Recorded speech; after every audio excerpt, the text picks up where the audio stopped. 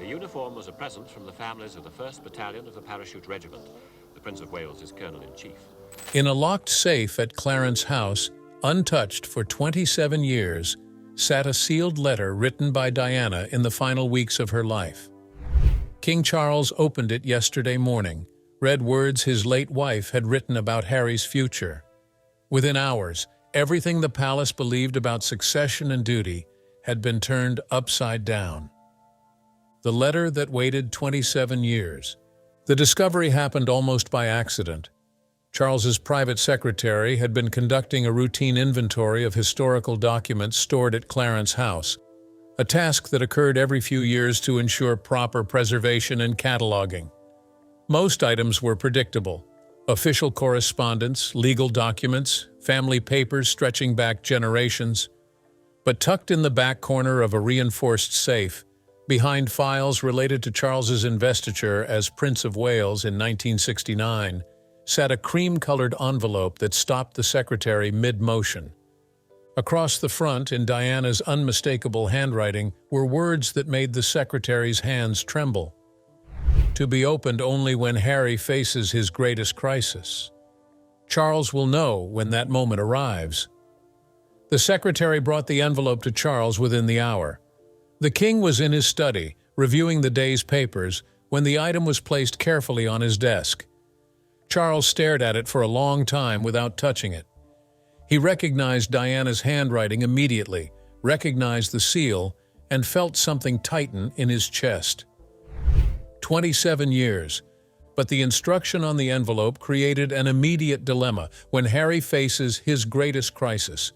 Charles had watched his younger son navigate many crises over the years: the loss of his mother at 12, his struggles in the military spotlight, the media feeding frenzy around his relationships, the departure from royal life, the public attacks on the family. Which of these qualified as his greatest crisis? Or was Diana referring to something that hadn't yet occurred? He opened the envelope carefully, preserving the seal as much as possible. Inside were 3 handwritten pages, the paper slightly yellowed with age, but the ink still crisp and clear. The letter began without preamble, as if Diana had been in the middle of a conversation and simply decided to commit her thoughts to paper. Charles, if you're reading this, it means Harry has reached the point I always feared he would. The point where he doesn't know who he is outside of being the spare, outside of being William's shadow, outside of being the boy who lost his mother. I need you to listen to what I'm about to tell you, not as a king, but as his father. Charles felt his throat constrict. Diana's voice, so clear through the writing, reached across nearly 3 decades to address a situation she couldn't have fully understood, but had somehow anticipated with unsettling accuracy. He continued reading, and with each paragraph, his understanding of his late wife's perceptions about their younger son deepened and became more complex. Diana wrote about Harry's sensitivity, his tendency to feel everything more intensely than William did. She described watching him as a child, seeing how he absorbed the tensions in their marriage, how he internalized the media scrutiny, how he struggled to find his place in a system that had a clear role for the heir, but only vague expectations for the spare. He will always be trying to prove himself, Diana wrote, and he will always feel that whatever he does, it isn't enough. That's not his fault. It's ours. We built a family structure that makes him feel secondary from birth. But what struck Charles most powerfully were Diana's predictions about Harry's future. Written when Harry was just 12 years old, barely past childhood, Diana had anticipated patterns that would define his adult life with disturbing precision. Charles set the letter down, his hands shaking. Diana had described Meghan without ever meeting her, and had outlined the trajectory of Harry's departure from royal life 15 years before it happened. How had she known? Had she simply understood her son so deeply that she could project his vulnerabilities forward? Or had she recognized patterns in herself, in Charles, in the institution, that made Harry's eventual rebellion inevitable? The letter continued with more immediate observations about Harry as a 12-year-old boy struggling with his mother's impending divorce from his father. However, Diana couldn't have known her own death was weeks away. She described Harry's nightmares, his questions about why families fell apart, his desperate attempts to make both his parents happy, even when their happiness was incompatible. And then, on the third page, Diana wrote the words that would change everything. If Harry ever reaches a point where he's lost, where he's isolated himself from the family because he believes they betrayed him, I need you to do something for me, Charles. Something that goes against every instinct the institution has taught you. I need you to bring him home, not as a prince, not as a duke, but as your son. Release him from the expectations. Let him build a life in Britain that isn't about succession or duty or public service. Let him be ordinary as anyone born royal can be. Give him the one thing we never could while I was alive, freedom within the reach of family. Charles read that paragraph 3 times, each time hoping he had misunderstood, but Diana's meaning was clear. She was asking him to do the one thing the monarchy rarely did: allow a senior royal to simply walk away from duty while remaining within the family structure. The final lines of the letter were addressed to Harry himself, though Diana instructed Charles to deliver them only when appropriate. My darling boy, if your father is sharing this with you, it means you've felt lost for far too long. Come home, not to the palace or the duty or the cameras. Come home to the family that loves you, even when they've done a terrible job of showing it. You were never meant to be William's shadow. You were meant to be yourself, and that's enough. It always was. Charles carefully folded the letter and sat in the profound silence that followed. What Diana knew about her younger son. To understand why Diana's letter carried such devastating accuracy, one has to look back at the final years of her life when she was fighting to secure both practical and emotional futures for her sons. Harry was just 12 when Diana wrote that letter, but she had been observing him with the intensity of a mother who knew, perhaps unconsciously, that her time was limited. Those who were close to Diana during that period, members of her personal staff and friends who maintained discretion for decades, have shared fragments of her concerns about Harry. She worried about him in ways she didn't worry about William. The elder son had his role secured, his path clear, his identity defined by the inevitability of future kingship. But Harry existed in a constitutional gray zone. Diana recognized that ambiguity was dangerous. She had seen what happened to Margaret, the Queen's sister, whose life had been defined by being the spare who was never quite central enough to matter, but never free enough to live independently.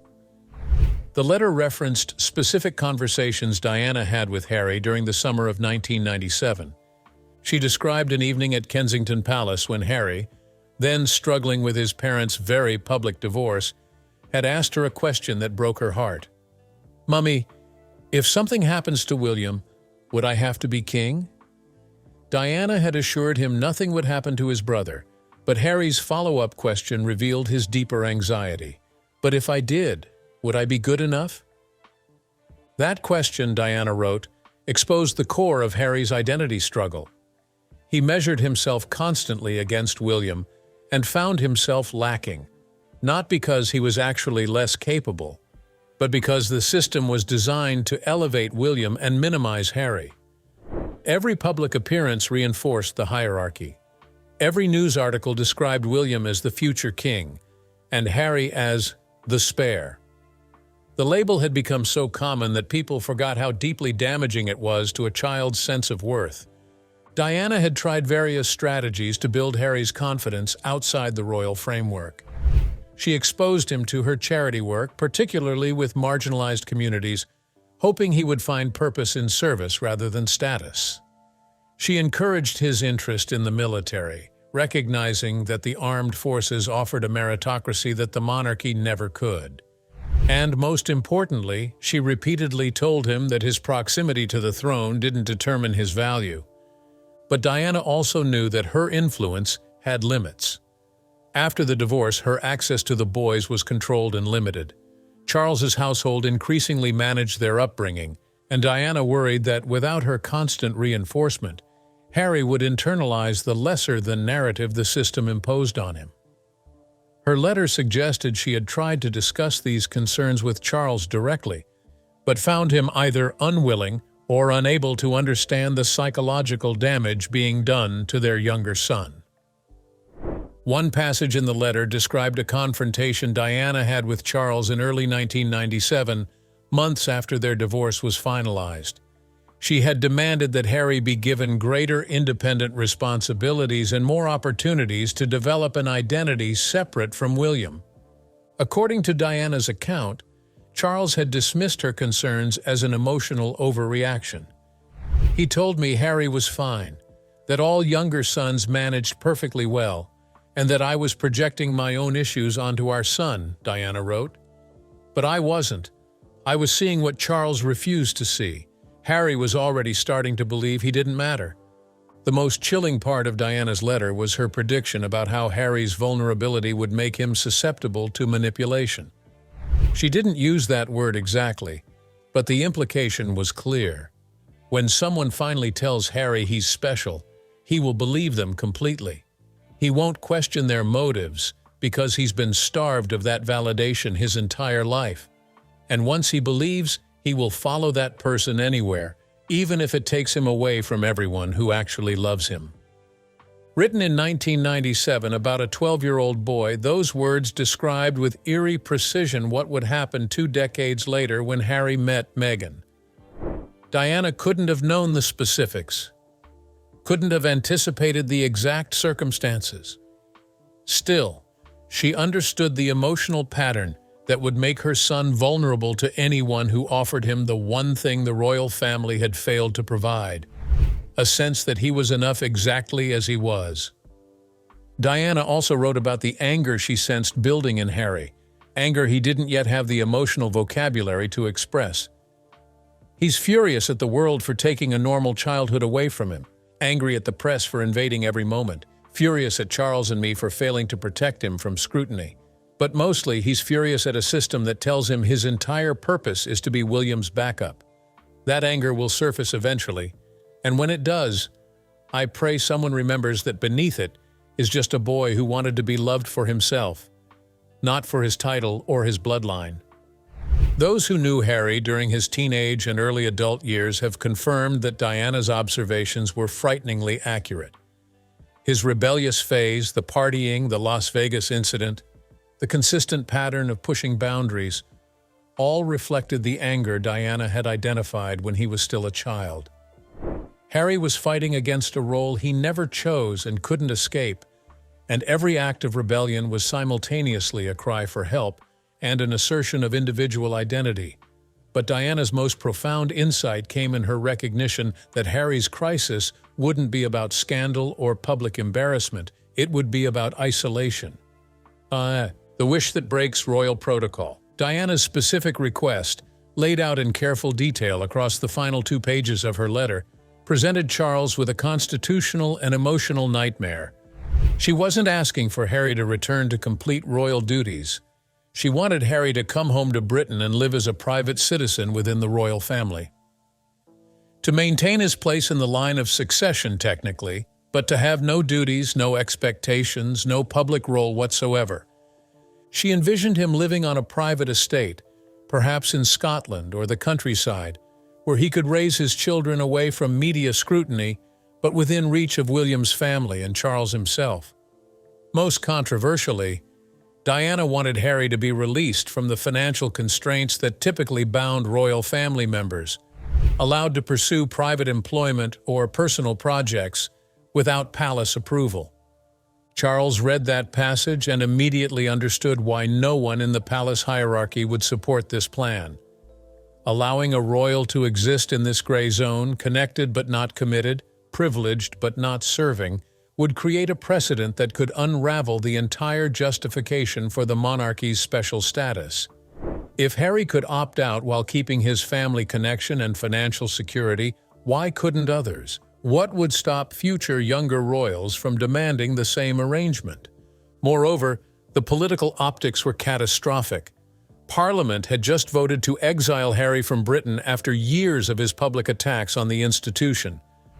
Bringing him back under Diana's proposed terms would look like the Crown overriding the democratic process to protect one of its own. But Diana had anticipated these objections in her letter. She addressed them not with constitutional arguments but with emotional ones. "Charles, I know what the institution will tell you. That sets a bad precedent. That it shows weakness. That the monarchy can't afford to accommodate individual needs. But ask yourself honestly, what has the monarchy's rigidity cost us? It cost us Margaret's happiness. It cost us our marriage. And if you don't act now, it will cost Harry his relationship with his brother and his children's relationship with their family. Is the institution worth that price?" That question haunted Charles as he considered his options. The legal mechanics of Diana's proposal were complex but not impossible. Harry could retain his place in succession, which was governed by a parliamentary statute and couldn't be easily altered without a political process. But his role could be redefined internally through letters patent, official documents issued under royal prerogative that carried legal weight without requiring parliamentary approval. The precedent Diana cited, interestingly, was Edward VIII, though she approached it from an entirely different angle than most historians. Charles knew the comparison was imperfect. Edward had been king, and his situation involved constitutional questions about the monarch's marriage that didn't apply to Harry. But Diana's broader point stood. The institution's rigidity had created the very crisis it now faced. By refusing to accommodate Harry's desire for a different kind of royal life, the family had pushed him into complete estrangement. Diana was arguing for a middle path, one that neither expelled Harry entirely nor forced him back into a role he found suffocating. Charles spent hours that day consulting no one, simply sitting with Diana's words and weighing outcomes. If he honored her wish, he would face institutional opposition, public criticism, and family conflict, particularly from Anne, who would view any accommodation of Harry as a sign of weakness. But if he ignored Diana's final request, he would spend the rest of his reign knowing he had chosen protocol over his son when his late wife had specifically pleaded for the opposite. By evening, Charles had reached a decision that surprised even himself. William's reaction to his mother's words. Charles knew he couldn't implement Diana's wish without William's knowledge, and more critically, without some level of his support. The call to Kensington Palace came that evening, with Charles requesting a private meeting at Clarence House the following morning. William arrived at 9, his expression already wary. He knew his father wouldn't summon him urgently without serious cause. Charles handed him Diana's letter without preamble. "Your mother left this. I opened it yesterday. You need to read it." William carefully took the pages, recognizing the handwriting instantly. When William finished, he set the letter down and sat in silence for nearly a minute. Charles waited, giving his son space to process. Finally, William spoke. She knew all of it. How Harry would feel, what he would do, where he would end up.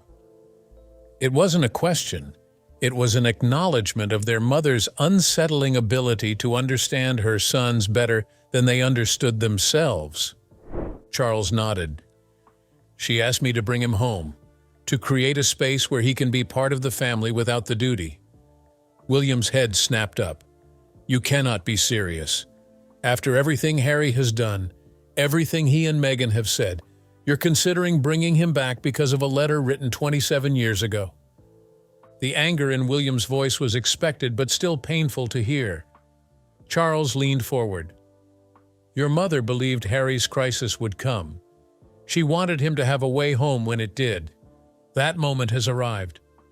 William stood abruptly, pacing to the window. Parliament just exiled him. He has spent years attacking this family, attacking Catherine, attacking everything we've tried to protect. And you want to override that because Mummy wrote a letter when Harry was 12?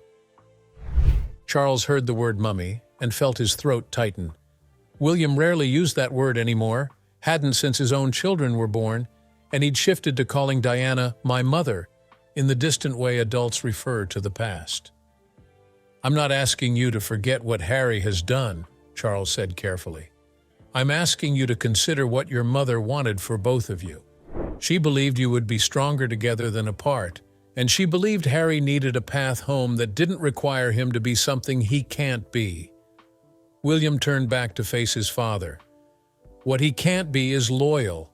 What he can't be is discreet. What he can't be is trusted. The words hung between them, brutal in their honesty. Charles couldn't deny any of them. Harry had proven himself disloyal through repeated public attacks. He had shown he couldn't maintain discretion about private family matters. And trust, once broken as thoroughly as Harry had broken it, couldn't be easily restored. But Diana's letter anticipated these very arguments. Charles reached for the letter, flipping to the second page. Your mother wrote this. William will be angry at Harry, and he will have every right to be. But anger between brothers who love each other is different than the permanent estrangement that comes from pride and protocol. William's face went pale. The direct address from Diana, speaking specifically to him about his relationship with Harry, hit with force no current argument could match. He took the letter back, reread that passage, and Charles watched his son's carefully constructed defenses crack slightly. She's asking you to remember that Harry is your brother before he's anything else, Charles replied. And she's asking both of us to create a way for him to come home that doesn't destroy him or us in the process. William walked back to his chair and sat heavily. Tell me what you're planning, specifically. Charles outlined Diana's vision as detailed in the letter. William listened without interrupting, his expression unreadable. When Charles finished, William asked the question that mattered most. What about Meghan? Charles hesitated. The arrangement would extend to Harry's family, including his wife and children. But Meghan's role would need to be extremely limited. No commercial exploitation of royal connection. No media projects involving family matters. Essentially, she would need to accept a level of anonymity she has shown no interest in accepting. So it's impossible, William said flatly. You're proposing an arrangement that requires Meghan to give up everything she's built her identity around. She won't accept it, which means Harry won't accept it, which means you're chasing something Mummy hoped for, but that can't actually happen. Charles couldn't argue with that logic. The likelihood of Meghan accepting the constraints Diana's plan required was vanishingly small. But Charles had made his decision based not on the probability of success, but on honoring Diana's wish and giving Harry one final option before the estrangement became truly permanent. I have to try, Charles said simply. Your mother asked me to, and I failed her in enough ways during her life that I can't fail her in this. That admission, raw and unexpected, stopped William's arguments. He saw his father not as king, but as a man still carrying guilt about a marriage that had publicly imploded, and a wife who had died before reconciliation was possible. William's voice softened slightly. If you do this, if you bring Harry back under these terms, it will be seen as weakness. Parliament will be furious, the public will be divided, and I will have to manage the fallout while you focus on being Harry's savior. Charles nodded. I know, I'm asking you to carry that burden. I'm asking you to trust that your mother's judgment about her sons was better than the institution's judgment about protocol. The silence stretched again. Finally, William spoke. I want to talk to Harry first. Before you make any formal offer, before you implement any of this, I need to speak with my brother. If he's genuinely ready to come home, to live quietly, to stop weaponizing family pain, then maybe Mummy's plan has a chance. But I need to see that for myself, not through intermediaries or formal channels, just the two of us, the way it used to be. William stood to leave, picking up Diana's letter one final time. Can I keep this? Just for tonight? Charles nodded. Of course. William held the pages carefully as if they might disintegrate. I miss her, he said quietly. Every day I miss her. And the hardest part is knowing that if she were still alive, none of this would have happened. She would have found a way to keep us together. Charles felt tears prick his eyes. After William left, Charles sat alone with a hope he hadn't felt in years. why Charles is honoring Diana's request. The decision to move forward with Diana's plan triggered immediate resistance from exactly the quarters Charles had anticipated. Princess Anne requested an urgent meeting the day after William read the letter, and her reaction was as forceful as Charles had feared. They met at Windsor, walking the grounds where privacy was easier to maintain than within palace walls. Anne didn't waste time on diplomatic phrasing. This is sentimental foolishness that will damage the institution you're supposed to protect. Harry made his choices. He attacked the family publicly, monetized private pain, and got himself exiled by Parliament. Now you want to undo all the consequences because Diana wrote an emotional letter 30 years ago? The accusation stung because part of it was genuine. Charles did carry guilt about Diana, guilt that had never fully eased despite the years and his subsequent marriage to Camilla. Anne saw that vulnerability clearly and was calling it out without mercy. "This isn't manipulation," Charles said, his voice firm. "This is honoring a mother's final wish about her son. Diana saw something in Harry that we missed. She saw his pain, his struggle, his need for a different path, and she asked me to provide that path if the moment came. Well, it's here." Anne's expression remained skeptical. "And what of William? Have you considered what this does to him? He's maintained dignity through years of Harry's attacks. He's protected Catherine and his children from the worst of the Sussex toxicity. And now you're asking him to welcome back the brother who betrayed him, based on a letter that asks him to forgive the unforgivable." Charles had asked himself that same question repeatedly. What he was asking of William was enormous, perhaps too enormous. But Diana's letter had addressed that concern directly. She believed the brothers needed each other, that their estrangement would damage both of them in ways that extended beyond the immediate crisis. Anne shook her head slowly. Diana was an optimist about her sons, sometimes dangerously so. She wanted them to be close because she loved them, not because reconciliation was strategically wise. She paused, softening slightly. "Charles, I understand the desire to honor her memory, but you're king now. You can't make decisions based on emotional letters written decades ago. You have to think about the institution, about succession stability, and about public confidence." "I am thinking about those things," Charles replied. "And I'm also thinking about whether an institution that can't accommodate one struggling family member is worth the sacrifices we've all made for it. Margaret destroyed herself trying to fit a role that didn't suit her. Diana was miserable in a marriage that served the crown but devastated both of us. And now Harry is in exile, estranged from his children's family, because we couldn't find a way to let him exist outside traditional categories. When does the institution's rigidity become more damaging than the flexibility it fears?" It was the most direct challenge to institutional thinking Charles had ever voiced, and Anne recognized it as such. "If you do this," Anne said quietly, "you'll face opposition from advisors, Parliament, and potentially from the public. And if it fails, if Harry comes back and continues attacking the family or Meghan refuses the constraints, you'll have damaged your credibility irreparably." "I know the risks," Charles said, "but I also know that if I don't try, if I let institutional fear prevent me from honoring Diana's wish, I'll spend the rest of my reign wondering if we could have saved Harry, but chose protocol over compassion instead. That's a regret I can't carry." Camilla's position, when Charles finally discussed the matter with her that evening, was more complicated than Anne's outright opposition.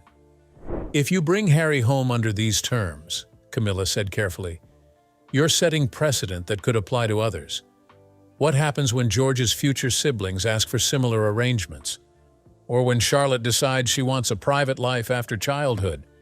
You're opening doors that the institution has kept firmly closed for good reasons." Charles nodded. Camilla smiled slightly. "You sound like Diana." It wasn't an insult. It was an observation that Charles had spent years trying to be the king his mother expected, the king his advisors demanded, and was only now, in his late 70s, finding the courage to be the king his conscience believed was right. "Diana was correct about many things," Charles said. "I didn't always appreciate that while she was alive. I'm trying it now." By the end of the week, Charles's decision was final. He would extend an offer to Harry based on Diana's framework, giving his younger son one final opportunity to come home under terms that honored both family connection and institutional boundaries. And that perhaps was what Diana had been asking for all along. Harry's return and the future Diana designed. The message reached Harry through a secure channel William had established during their first tentative phone conversation in 18 months. Harry's initial reaction, according to those close to him, was suspicion. After years of institutional rejection and family estrangement, an unexpected offer felt like a trap. But the mention of Diana's letter changed the calculus. Whatever else divided them, both brothers revered their mother's memory and respected her judgment. If Diana had left specific wishes about Harry's future, he couldn't ignore them without at least understanding what she had said. The full contents of Diana's letter were shared with Harry during a private video call between him, William, and Charles. Harry read his mother's words on screen, seeing her handwriting and absorbing her insights into his personality and predictions about his struggles. Those who were present in California during that call reported that Harry was in tears by the end, overwhelmed by his mother's understanding of the pain he had thought no one recognized. But Meghan's position was immediately and predictably problematic. The constraints Diana's plan required, no commercial exploitation, no media projects about the family, a quiet life largely out of public view, contradicted everything Meghan had built since leaving royal duties. Her brand, her business ventures, and her public identity all depended on the royal connection she would need to abandon largely. Sources close to the Sussex household described intense discussions between Harry and Meghan in the days following the revelation of Diana's letter. The compromise that emerged was uncomfortable for everyone. Harry would return to Britain under the terms Diana outlined, living on a private estate in Scotland that Charles had secured, far from media attention but accessible to family.